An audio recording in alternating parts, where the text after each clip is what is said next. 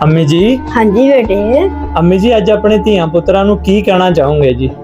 पुत मैं अपने ਧੀਆਂ ਪੁੱਤਾਂ ਨੂੰ ਇਹ ਕਹਿਣਾ ਚਾਹੂੰਗੀ जी अम्मी जी।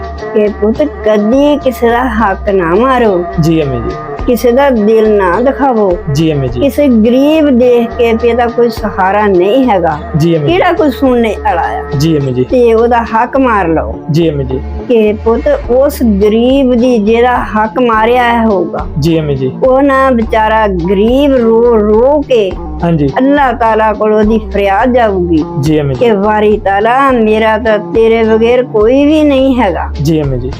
ਤੇ ਮੇਰਾ ਹੱਕ ਕੋਈ ਨਹੀਂ ਦਿੰਦਾ जी ਕਿ अम्मी जी। ਅੱਲਾਹ ਤਾਲਾ ਮੇਰੀ ਤਾਂ ਫਰਿਆਦ ਤੇਰੇ ਕੋਲ ਹੀ ਆ। ਜਿਸ ਵੇਲੇ ਰੋ ਰੋ ਕੇ ਪੁੱਤ ਉਹ ਇਨਸਾਨ ਦੁਆ ਮੰਗੂਗਾ, जी अम्मी जी। ਪੁੱਤ ਉਸ ਦੁਖੀ ਇਨਸਾਨ ਦੀ ਦੁਆ ਅਰਸ਼ ਤੇ ਜਾਊਗੀ। जी अम्मी जी। ਜਿਲੇ ਅਰਸ਼ ਤੇ ਜਾਊਗੀ ਅੱਲਾਹ ਤਾਲਾ ਫਿਰ ਪੁੱਤ ਆਪੇ ਹੀ ਜੱਜ ਬਣ ਜਾਊਗਾ, जी अम्मी जी। ਆਪੇ ਹੀ ਵਕੀਲ ਬਣ ਜਾਊਗਾ जी अम्मी जी। ਤੇ ਆਪੇ ਹੀ गवाह बन जाओगे। ਆਪੇ ਗਵਾਹ ਬਣ ਜਾਊਗਾ। बिल्कुल जी बिल्कुल। ਜਿਹੜਾ ਕਿਸੇ ਦਾ ਹੱਕ ਮਾਰਨੇ ਵਾਲਾ ਹੋਊਗਾ ਨਾ जी अम्मी जी। ਉਹਦੇ ਪਰ ਉਹ ਹਾਲ ਹੋਊਗਾ जी अम्मी जी। ਕਿ ਜਿਹਦੀ ਹੱਦ ਨਹੀਂ ਕੋਈ ਵੀ ਹੋਊਗੀ। जी अम्मी जी। ਉਹ ਤਾਂ ਰੋ ਰੋ ਕੇ ਅੱਲਾਹ ਤਾਲਾ ਅੱਗੇ ਦੁਆ ਮੰਗੂਗਾ जी अम्मी ਕਿ जी। ਵਾਰੀ ਤਾਲਾ ਮੈਨੂੰ ਮੌਤ ਹੀ ਦੇ ਦੇ। जी अम्मी जी।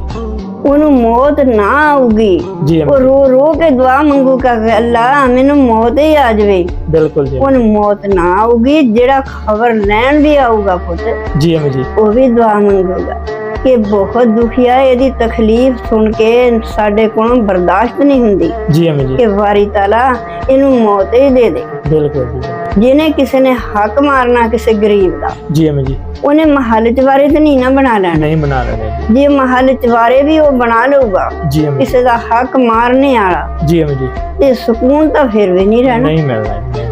ਸਕੂਨ ਤਾਂ ਉਸਲੇ ਮਿਲਣਾ ਜਿਸ ਵੇਲੇ ਕਿਸੇ ਦਾ ਹੱਕ ਅਦਾ ਕਰ ਦਿੱਤਾ। बेशक जी बेशक जी। ਤੇ ਕਿਸੇ ਦਾ ਹੱਕ ਨਾ ਮਾਰਿਆ ਕਰੋ, ਕਿਸੇ ਨਾਲ ਜ਼ੁਲਮ ਨਾ ਕਰਿਆ ਕਰੋ।